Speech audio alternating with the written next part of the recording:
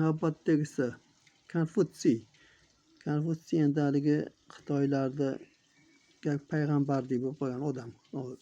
Ne только Xitoy.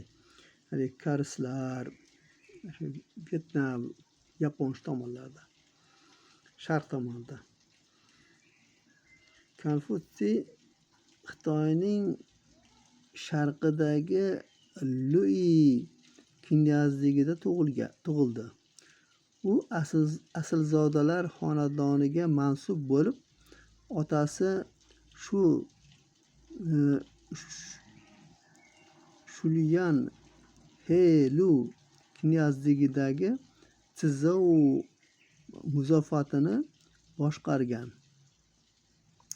Konfutsiy tug'ilganida otasi 70 yoshga to'lgan edi. 3 yoshga to'lganida otasidan, 17 yoshida onasidan ayrildi. Oilada Konfutsiydan tashqari 9 qiz va 1 nogiron o'g'il bo'lgan. Uning asl ismi Kun-Tsiu bo'lib, muxlislari Kun-Fi-Tsizi deb atashgan. Bu ism bora-bora Kun-Fu-Tsizi degan faxrli laqabga aylangan. Bu ism hurmatli ustoz Kun degan ma'noni anglatadi. 17-asrda Xitoyga kelgan yezuit missionerlar xitoylik donishmand ta'limoti bilan tanishib, uni Yevropa madaniyatining ham vakiliga aylantirish maqsadida Konfutsiy deb atay boshlashgan. Konfutsiy Pifagor va Suqrot kabi faqat og'zaki ta'lim bergan. Shuning uchun undan bir satr ham qo'lyozma qolmagan.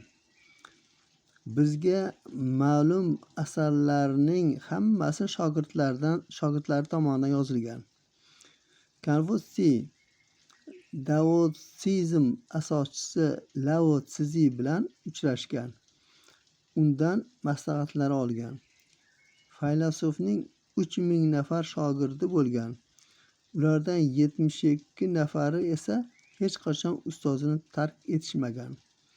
Konfutsiy 66 yoshiga qadar mamlakatni kezib, o'z ta'limotidan saboq bergan. U mazkur amalni 30 yoshdan boshlagandi. Nimalaridan endi buni hikmatlardan yagona va eng mudhish xato avvalgi xatolarni tuzatmaslikdir. Yana insonni sevish suv va olovdan ham muhimroqdir, deydi Konfutsiy. Chunki men suv va olov odamlarni halok etganiga ko'proq guvoh bo'lganman. Biroq insonni ardoqlaganlarning halokatga uchraganini sira ko'rmaganman, degan ekan. Bir kuni Konfutsiy Chje ismli qaroqchini insofga keltirish maqsadida uning uyiga boradi. Chje Konfutsiyni shunday so'zlar bilan quvib chiqaradi. Eng uzoq umr 100 yil, o'rtacha umr 80, umrning eng past chegarasi esa 60 yildir. Tinkani qurituvchi xastalik, judolik azoblari hamda g'am tashvishlar chiqarib tashlanganda inson hayotining bir oyda atigi 4-5 kunlik quvonchli damlar bo'ladi xolos, degan ekan.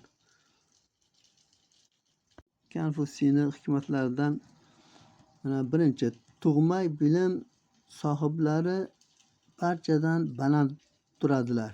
Yana Alloh bergan haligi talant aytyapti. Endi misol uchun har bir odamga har xil talant beradi. Shu haqda misol uchun eng zo'r talant endi payg'ambarlarga beriladi. Keyin haligi donishmand endi nimalarga beradi.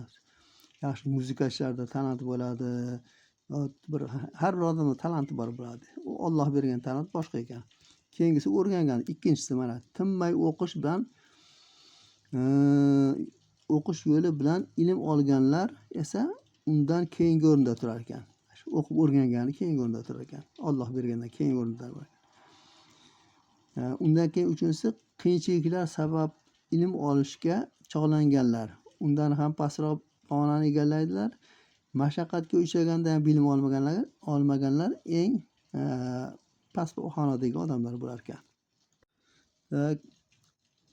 Ustozdagi barcha ilm sirlarini bilishga chanqoq talabalardan birining nazdida Konfutsiy eng asosiy bilimlarni faqat tanlangan shogirdlarigagina o'rgatayotgandek tuyuladi va o'ylay bu baxtli shogird ustozning o'z o'g'li degan xulosaga keladi.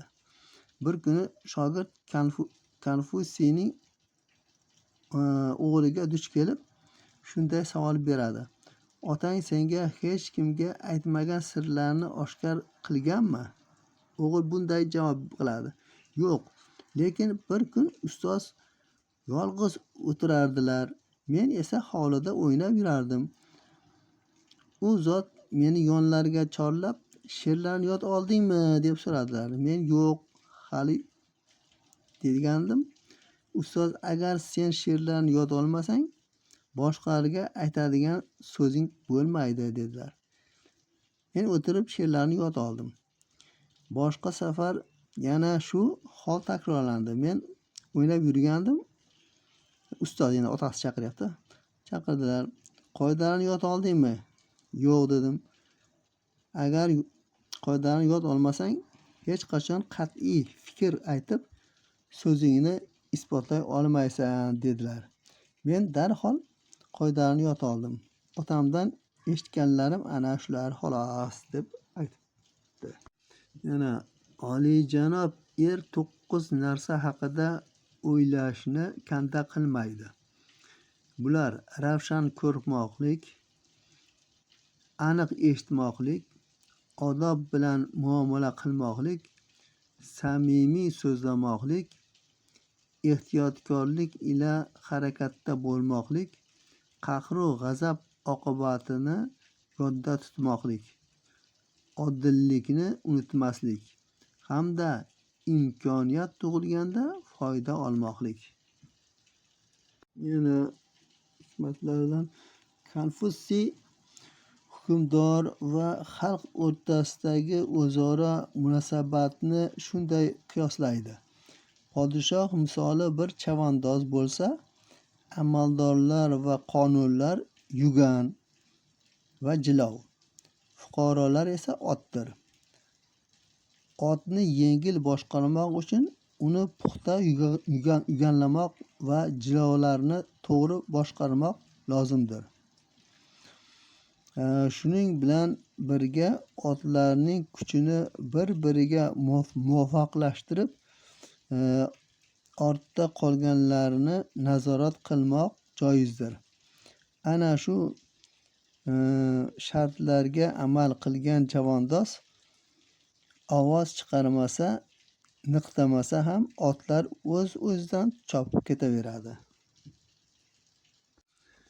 Yana o'z fuqarolarini o'qitmagan podshoh haqiqiy hukmdor bo'la olmaydi.